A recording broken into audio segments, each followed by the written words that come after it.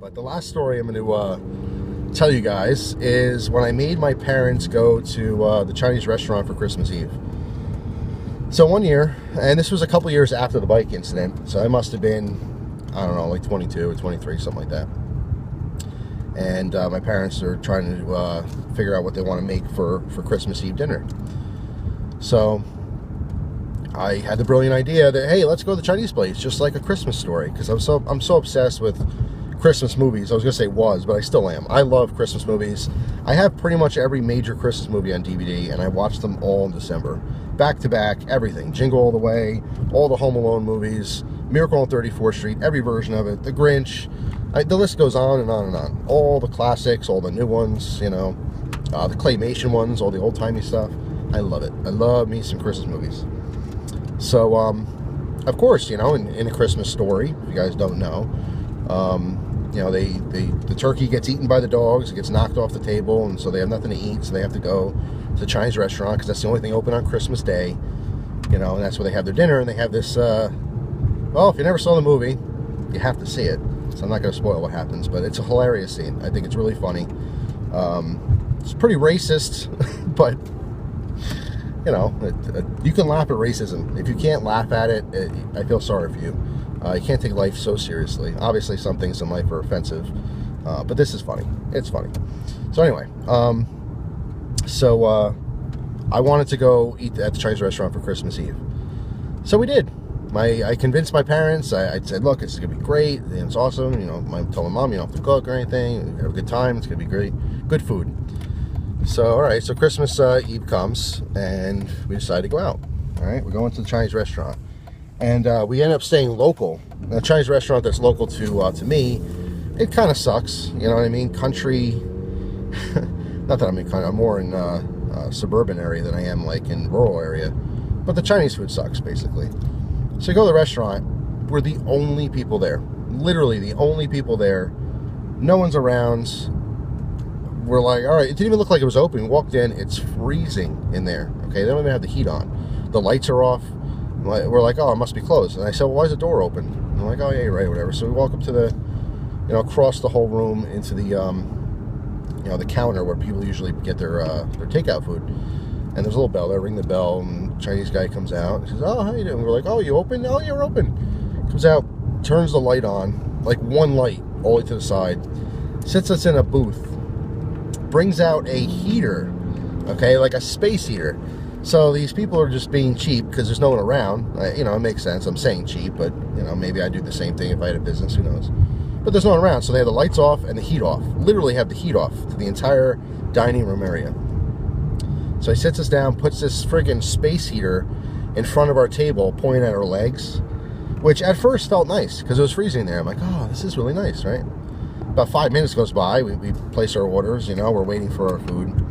And all of a sudden, it's just getting really, really hot. Like, my body is freezing. And we're all talking about this, of course. We're all complaining to each other. Like, oh, my God, it's so cold here. My feet are, like, sweating. That's what it was. And my whole legs and my feet, and you know, and my socks and everything is just, like, dripping sweat from this jet engine heater right under the... It's, like, right at the edge of the table. But it's pointing under the table. It's not, like, pointing, you know, up at us. It's right at our legs and feet and stuff. So we're, like, we're sweating, but we're also freezing at the same time. It's a really weird sensation. So we're talking about that, you know, for about 5 or 10 minutes, you know, while we're waiting for our food. Then the guy comes out to try to be friendly and just, you know, talking, saying hi and stuff. And my father, I love my father to death. He does some funny stuff sometimes. I don't know why. The guy has a very, very heavy Chinese accent, okay? So as he's talking, it's hard to understand him, right?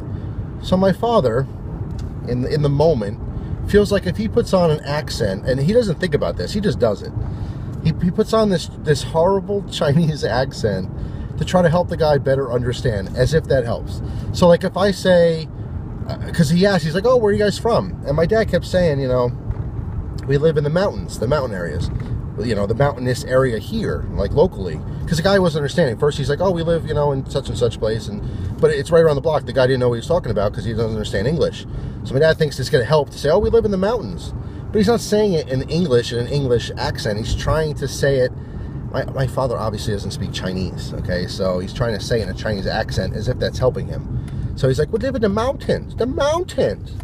And me and my mom and my sister are dying laughing. Like, I have my face in my arm because I feel so bad that this guy, like, I don't know if this guy thinks my dad's making fun of him or what, but we are, like, dying laughing. My dad's trying to explain, well, look at the mountains, the mountains. And everything he's saying in, like, a Chinese accent. It doesn't help. Like, I don't speak French, okay? But if I'm talking to someone in English and I put on a French accent, that's not helping them understand my English if they don't understand English. So there's like a clear miscommunication. This guy doesn't understand English all that well. My dad had no idea Chinese or anything, and he can't really pick up on his accent. So like, they're just talking to each other and no one's listening to anything. They have no idea what they're saying to each other, and the guy's just smiling and nodding, and my dad's smiling and nodding and putting on his Chinese accent. Hilarious, just absolutely hilarious.